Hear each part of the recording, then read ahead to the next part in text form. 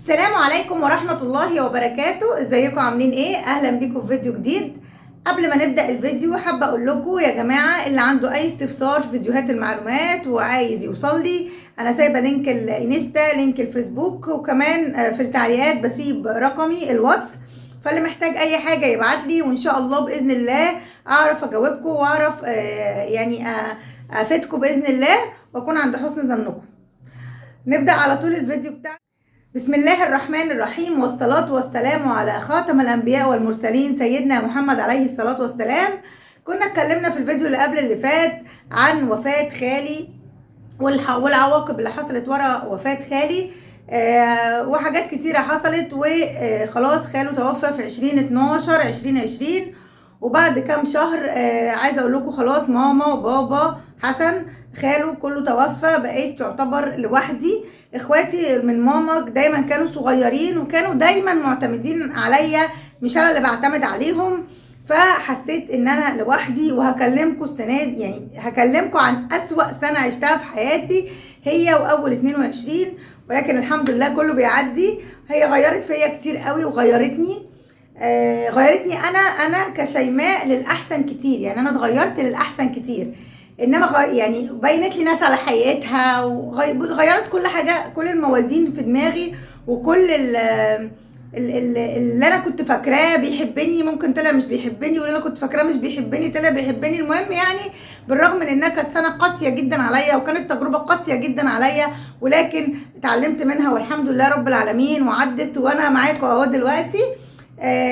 تفاصيل انا مش هحكي تفاصيل، وده بناء عن رغبه اولادي قالوا لي معلش يا ماما ما تحكيش عن السنه دي اي حاجه في تفاصيل، ولكن السنه دي كانت صعبه جدا عليا، بالرغم ان انا في السنه دي شفت امونتي حبيبتي اختي، كانت اول مره اشوفها في حياتي. وطبعا كل الناس عارفه الفيديو بتاعها، المتابعين بتاع امونه عارفين الفيديو بتاعها وعارفين الرياكشن بتاعي.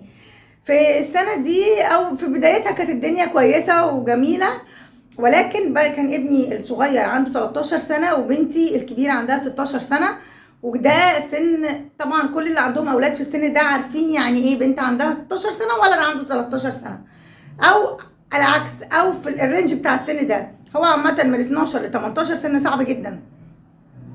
بدأ صوتهم يطلع، بدأ الولد يبقى له بقى عايز يبقى راجل بقى، يعني يتكلم ويقول كلمة في البيت.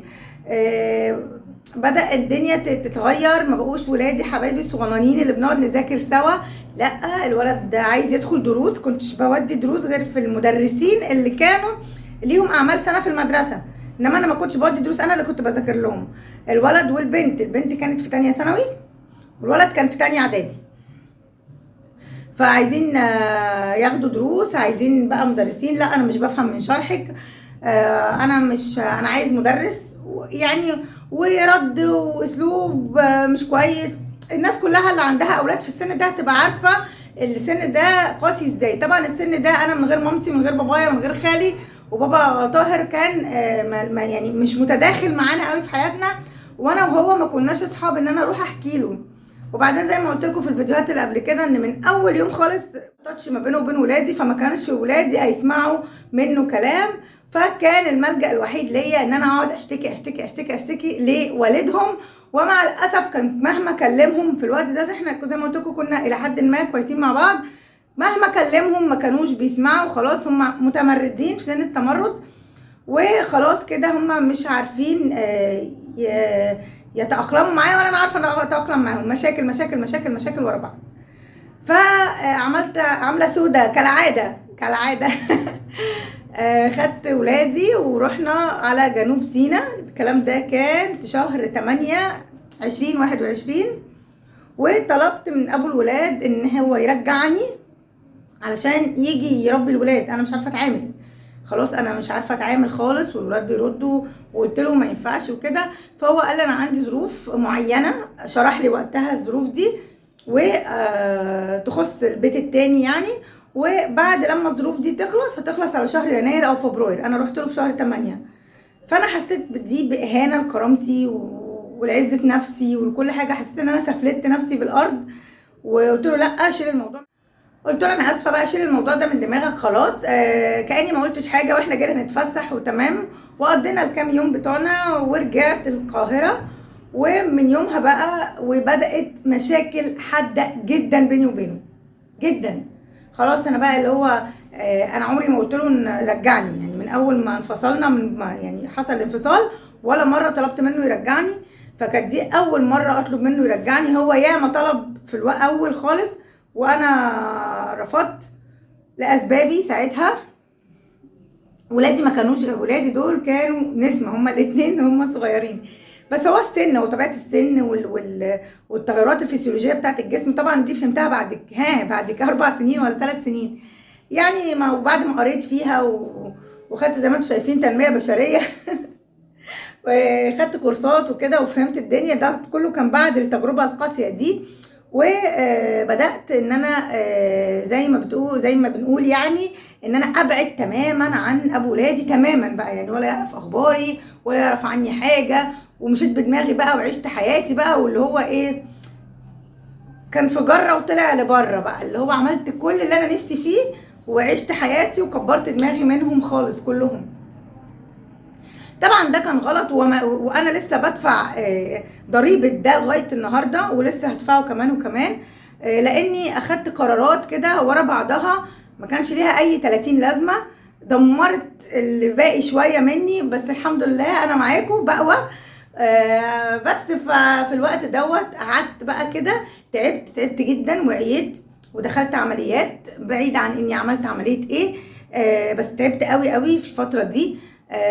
كنت باخد ادويه بتعمل ميه تحت الجلد. اللي شاف الفيديو بتاع ايمان وهي اول مره شافتني هيشوفوا الفرق، يعني هجيب لكم الصوره. كنت تخينه جدا تقريبا 95 كيلو او حاجه. كنت الادويه بتاعتي كانت صعبه. محدش كان يعرف عني اي حاجه. بنتي الكبيره عرفت شويه حاجات كده، مقتطفات كده عن تعبي. بس انا كنت بقى ايه، كنت متدمره نفسيا جسمانيا كل حاجه. زي ما بقول لكم تخنت قوي وتعبت قوي. وفي يوم كده ولا لا، في فيديو ان الفضل الاول والاخير في علاقتي بابو ولادي وعلاقته بولاده انها تفضل في النطاق ده انا الحمد لله. انا عماله ادي تنازلات.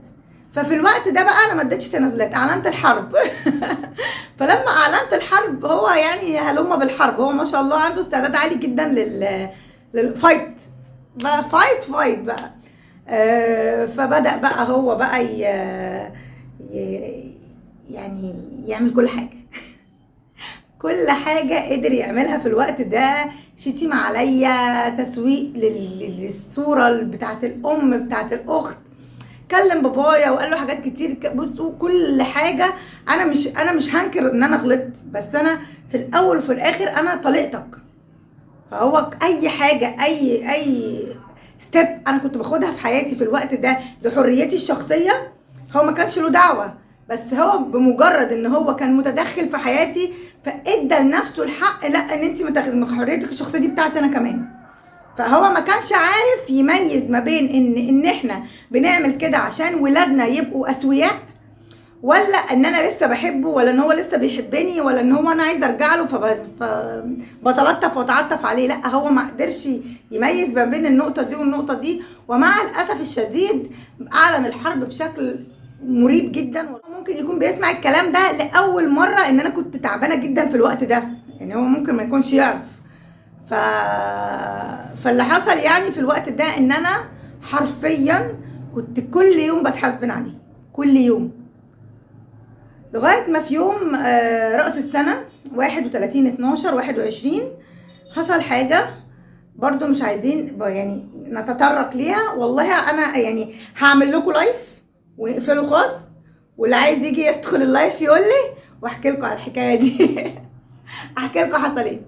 المهم يعني ان هو بدأ زي ما بقول لكم الولاد اصلا على شفا حفره، فهما الاتنين في سن خطر. بدأ يسخن الولاد عليا، ولو انا مثلا خرجت واتأخرت، انتوا ازاي امكم بتتأخر وما بتقولوليش؟ انتوا ازاي تسمحوا لها ان هي تتأخر؟ فبقى في ايه، في ان الولاد يعني حاجز الاحترام اللي بيني وبينهم اتكسر خلاص بقى، لا انت ما تتاخريش، لا انت ما تيجي من الشغل للبيت. طبعا انا كنت طول حياتي من الشغل للبيت اخري كنت اطلع ممكن لواحده صاحبتي من الجيران. فطبعا يعني ده كان قاتل بالنسبه لي، لا انا اخرج انا اعمل. انا بدات اخد مساحتي من الحريه بس كانت متاخره قوي، وبدا هو يقوم الولاد عليا، وبدا حرب حرفيا. يوم راس السنه بقى اللي حصل ان انا ما تحملتش، كنت داخله انام والله. يعني اليوم ده قلنا يعني انا بصلي رأس السنة الهجرية، رأس السنة الميلادية، من بداية سنة، من نهاية سنة لبداية سنة جديدة، بدخل أصلي ركعتين لله وأدعي. فمش فاكرة بصراحة اليوم ده لأن كان فيه مشاكل كتيرة قوي، صليت ولا لأ. بس دخلت أنام، يعني أنا فاكراه كويس قوي إن أنا داخلة أنام، ولقيت بنتي جاية قاعدة فوق دماغي وبتتكلم معايا في حوار والدها قاله لها. فطبعا انا ما خلاص قمت بقى ايه، انا زي ما قلت لكم انا عندي الغده القذريه مجهده، مش عارفه، انا كنت القذريه ده بيعمل عصبيه مفرط فيها. فانا الى حد قريب، لوقت قريب قوي، انا كان عندي العصبيه مميته. انا الحمد لله هديت، زي ما قلت لكم كنت باخد الاشواجندا وما زلت باخدها. مش عايزين نخرج عن نطاق الفيديو بتاعنا النهارده.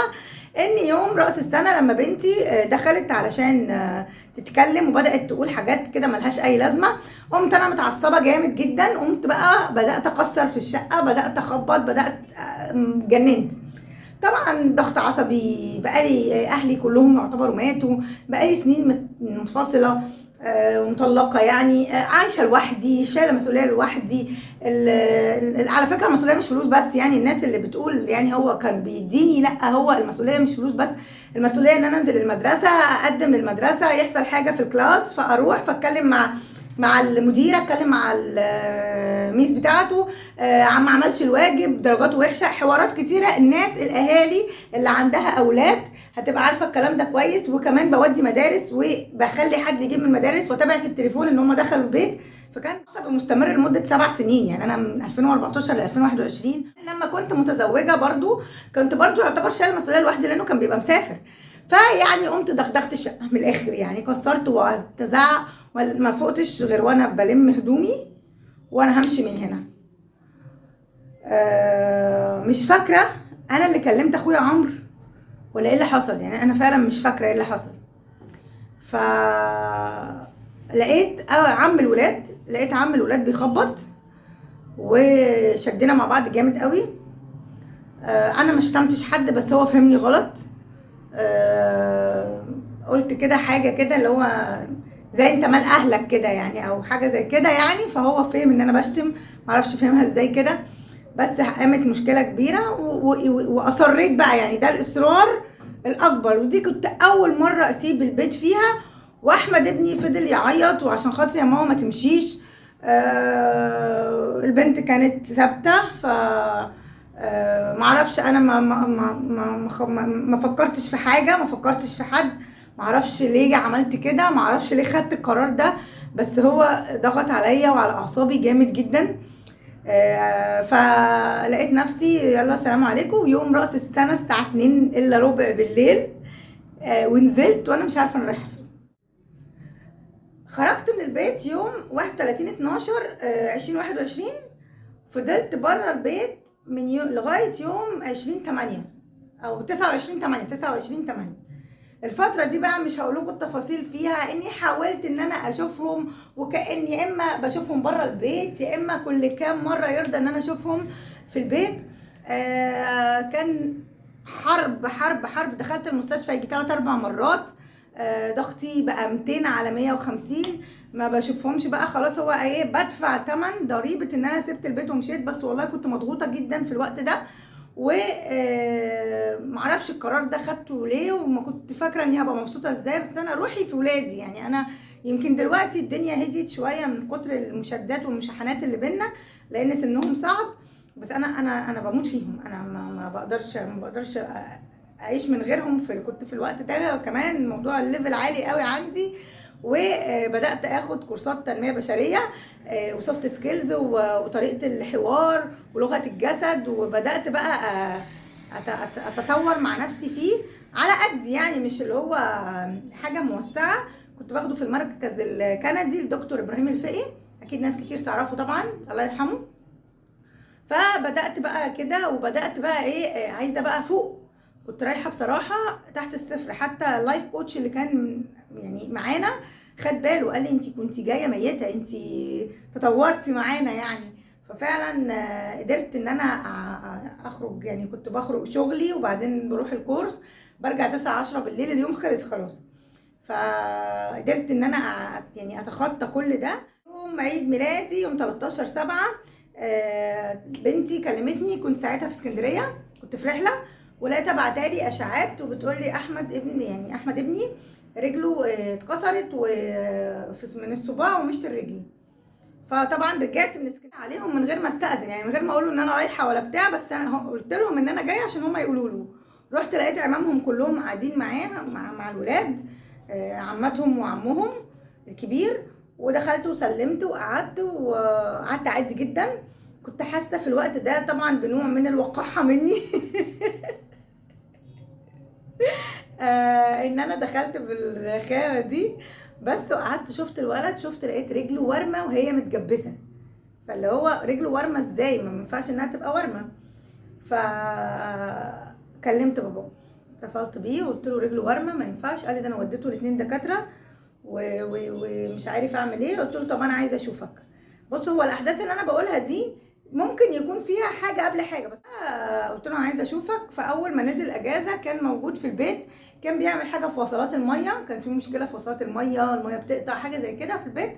فقعدت معاه وفضلت اتكلم معاه، طبعا بقى واخده كورس تنميه بشريه طازه في لغه الجسد ولغه الحوار فدخلت قعدت معاه، ولاول مره في حياتي اقنعه انا دايما كنت حاضر طيب نعم، حاضر طيب نعم، ومفيش ما بعرفش اتناقش، ما بعرفش اتكلم. حتى كذا حد من اصحابي، لسه واحده لسه امبارح مش من بعيد، بتقول لي دي غلطه مامتك انها قفلت عليكي قوي، فخلتك خبره الحياه زيرو، مذاكره بيت اكل شرب صلاه. يعني انت من البيت للجواز ما فيش اي خبرات في الحياه، ودي حقيقه، دي حقيقه فعلا. ف عايزه اقول لكم كمان نقطه مهمه جدا، ان في الوقت ده في فتره كبيره هم قعدوا معاه في جنوب سيناء. يعني هم عمل لهم وقف القيد بتاع المدرسه، رفع للغياب، يعني مش عارفه بتتعمل ازاي يعني، بس هو اخدهم معاه جنوب سيناء ونزلوا على الامتحانات. والترم التاني تقريبا برضو عملوا معاه كده، وفي فتره بقى قعدوا لوحدهم فيها في البيت لوحدهم. ف في الوقت ده قعدوا مع زوجته فترة كمان في المدينة اللي هم قاعدين فيها، ورجعوا تاني وقعدوا لوحدهم وتحملوا المسؤولية لوحدهم حوالي تقريبا 3 أو 4 شهور. معلش أنا عندي الأحداث مش متسلسلة، زي ما بقول لكم أنا في الفترة دي أنا كنت برضو مغيبة. فزي ما قلت لكم ان انا قعدت معاه وقعدنا مع بعض واتكلمنا، ووصلنا لحل ان انا اقعد مع الولاد، بس مش كل الايام، ايام معينه، واسيبهم ايام معينه وامشي، وما بقاش موجوده باستمرار. وقلت ده انتصار عظيم بالنسبه لي، انا بالنسبه لي ده انتصار كان عظيم. واحده واحده كنت عارفه ان انا ان شاء الله هرجع اقعد مع الولاد تاني، والولاد كانوا مبسوطين بيا قوي. والحواجز كانت يعني خلاص بقى كل المشاكل اللي كانت موجوده يعتبر خلصت، مفيش زعل. وفي يوم وانا نايمه لقيتهم بيصحوني من النوم الساعه 12 وعاملين لي مفاجاه، وجايبين لي تورتايه من مصروفهم هما الاثنين، واحتفلوا بيا زي الناس بقى اللي معرفش متابعيني كويس ولا لا. هو انا عيد ميلادي في 13/7، عيد ميلاد ولادي في 9/8. فاتكلمنا بقى ان انا في الوقت ده طبعا لما انا ما يعني انا ما بصرفش على الولاد في الفتره دي، فعرفت احوش مبلغ من الفلوس يعني. كنت بصرف على نفسي بس، فعرفت احوش مبلغ. فطلبت من بنتي تقول له ان يوم عيد ميلادها هي واخوها انا هعمله في كافيه ويعزموا صحابهم. فطبعا دي نظرا لان برضو ايه، مش هنخش بقلب جامد ونقول ايه لا احنا هندخل البيت بقى. اوكي، انا وهو وافق ان انا اروح لهم 2 أو 3 في الاسبوع، بس مش معنى كده اقول لهم هعمل عيد ميلادهم في البيت يعني. فخدتها واحده واحده، فرفض تماما تماما. واللي انا هقوله لكم دلوقتي ده مفاجاه صادمه ليه هو شخصيا. فانا عايزه اعمل عيد ميلاد ولادي، انا مش عارفه اعمل ايه. هو قمت جايه يوم عيد ميلاد ولادي وقعدت معاهم. في الوقت ده كان في القطه اللي شفتوا صورها معانا، اللي احنا مشيناها، اللي ابنها مات، اللي هو ابنها حسيب الاسود ده، اللي القط الاسمر اللي انا كنت بحبه جدا. القطه دي كانت بيبي، وكانت واقفه على باب الشقه في نفس اليوم ده، في نفس يوم سبحان الله يوم عيد ميلاد الولاد. اليوم اللي انا رحت قعدت يعني رحت لهم فيه عشان احتفل بيه. هو كان عارف اني رايحه عشان احتفل لهم بعيد ميلادهم، بس مش هنجيب تورته ولا هنعمل اي حاجه. فانا جبت تورته بصراحه، هو ما يعرفش، هيولع فيهم لما يعرف. وخبينا عليه وجبنا التورته وقعدت معاهم. وبعدين دخلت القطه، لقينا القطه دي على السلم، فبنتي صعب عليها قوي فقالت انا هاخدها واربيها. هي القطه اصلا دخلت كانه البيت بيتها، دخلت بدات تتجول في المكان، واتصلت باباها بتقول له يا بابا في قطه على السلم وشكلها عسول قوي، فانا هاخدها طعامها واوديها للدكتوره، بس وافق يا بابا ان القطه دي تبقى معانا. فراح قال لها انت عايزه مامتك تبات معاكي النهارده؟ فقالت له اه طبعا يعني يا ريت. فقال لها طب اختاري بقى. هو بابا ما بيحبش القطط خالص خالص، فعارف ان الاختيار هيبقى قاتل بالنسبه لها. فراح قال لها اختاري، يا مامتك تبات معاكي النهارده يا اما القطه تقعد معاكي على طول. فبقى ضحكت. فهي بتقول لي يعني ما ينفعش تختاري القطه، انا هزعل. فقلت لها اختاري القطه. فلا ومش لا وما اعرفش ايه، طب ازاي؟ قلت لها اختاري القطه اختاري القطه. فهو كان نصيب علشان خاطر يحصل كل اللي حصل ده بعد كده، لان القطه قعدت معانا سنتين. القطه لسه ماشيه يوم برضو 9/8 بس 2024. الكلام اللي انا بقوله ده في 22. انا سبت البيت في 31/12، مركزين. انا سايبه البيت في 31/12/21، وخاله توفى في 20/12/2020. من السنه دي كلها بتاعت 21 كانت ايه المشاحنات اللي انا قلت لكم عليها وسفر الدهب وكده. عشان ايه؟ انا بفكر نفسي معاكم، يعني انا مش مش بفكركم انتوا بس، انا بفكر نفسي معاكم. فالكلام اللي انا بقوله ده وصلنا ل 22، وكان ده 9/8/22. المهم اني انا نزلت وقعدت الف لفه، ولقيت هو طبعا ما قدرش يستوعب عقله، برضو هو مش غبي، هو برضو ذكي. ان انا قلت لها تختار القطه وانا همشي. فراح بعت لهم عمهم وعمهم قعد معاهم ودخل فتش الشقه لاني مش موجوده فيها. طبعا ما كانش في اتفاق مسبق ما بيني وبين الولاد ان انا مثلا هقعد او بتاع، لا انا قلت ايه، انا هتصل بيهم تاني الاقي لو لقيت ما عندهمش حد انا هروح لهم تاني. وفي اليوم ده بعد ما عمهم مشي وتاكدت ان هو مشي وكلمتهم طب خلاص تمام، قمت رايحه لهم بالليل خالص وقمت مبيته معاهم. وهو اول مره يسمع الكلام ده دلوقتي حالا لو بيشوف الفيديو. فبيت معاهم، هم كانوا فرحانين قوي. هو اتصل بيها بالليل الساعه 1 او 2 بالليل، فهي كانت بتقول له كده يا بابا تخلي ماما تمشي او حاجه زي كده، ما كنتش خليها تمشي. فانا سمعت بوداني وهو بيشتم عليا وبيقول عليا ايه. فطبعا انا متوقعه، بس ما يعني بقى ما تراجعتش في ان انا يعني ايه في التحاسبن اللي انا كنت بتحاسبنه عليه. انا كنت بتحاسبن حرفيا كل يوم، وانا بفطر في رمضان، وانا بصلي القيام، وانا بصلي الفجر، كنت بتحاسبن عليه في كل وقت. انا ما اعرفش ان الحسبنه قويه قوي كده، وهقول لكم بعد كده ليه وازاي وايه اللي حصل.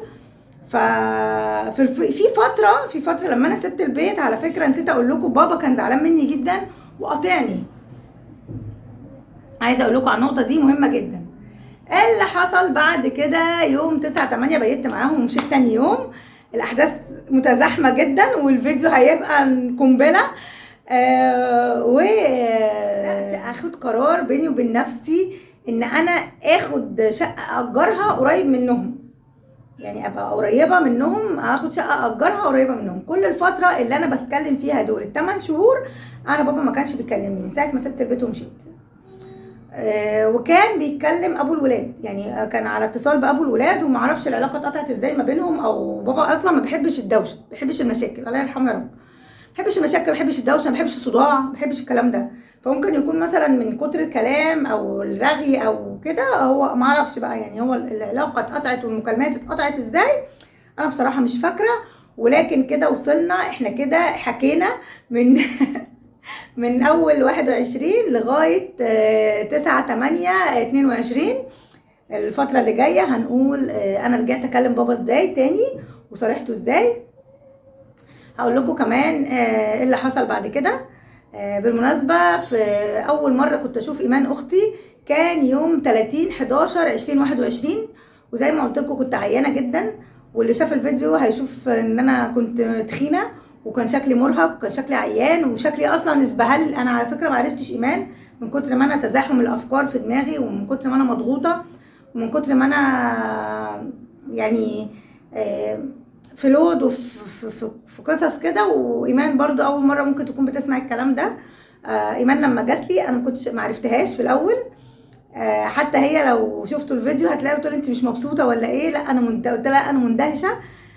كان بقالي سنه و5 شهور بعرف بابا في الوقت ده، وكنت مستنيه اشوفها، بس هي جت في وقت يعني. حتى لو تفتكروا هي قالت ان هي كانت مخليه عمرو يتصل بيا، وهو لما قال لي ان هو جاي كان في يومين انا قلت لهم انا مش في البيت فيهم. بصراحه انا مش فاكره انا كنت فين يعني، كنت بس هو في الوقت ده كان المواضيع صعبه قوي عليا، وكانت القصص كتيره، وكانت الافكار صعبه. كل انسان ويبقى ليه طاقه، وكل انسان بيبقى ليه عنده قدره تحمل. انا ضعفت في الوقت ده لان انا فين من كل الحياه دي؟ انا فين؟ انا عماله زي سوري طور في الساقيه، ماليش اي وجود، ماليش اي اهميه.